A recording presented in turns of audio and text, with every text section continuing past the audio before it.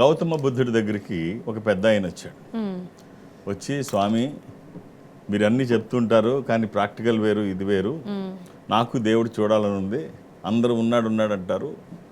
So నాకు మరి చూడాలని చూపిస్తారు. ఎందుకు చూపించడం కష్టమే ఉంది అంటాడు.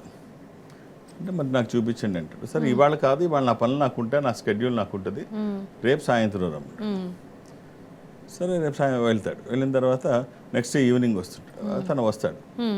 దానికి ముందు నుంచి ఒక గంట ముందు నుంచి అక్కడ వెతుకుతూ ఉంటాడు, ఏదో వెతుకుతూ ఉంటాడు గౌతమ బుద్ధుడు.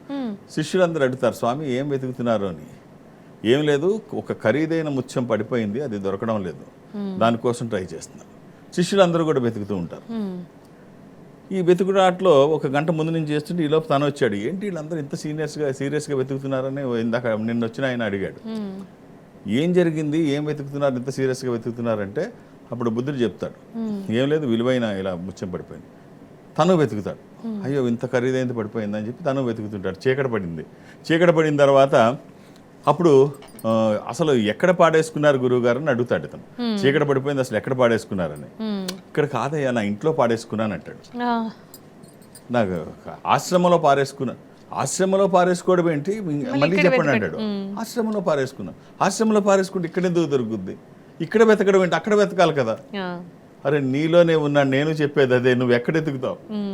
ఆయన భగవంతుడు అనేవాడు ఎక్కడా లేడు, నీలోనే ఉన్నాడు. నువ్వు ఎతకడం మానేసి నా దగ్గరకు వచ్చావు, ముందు నీలో చూసుకో అంటాడు. సో కాబట్టి ఎక్కడా ఉండదు, భగవంతుడు మన దగ్గరే ఉంటాడు. సో మనం అది శోధించడం మర్చిపోయి మిగిలిన అన్ని చూస్తుంటాం.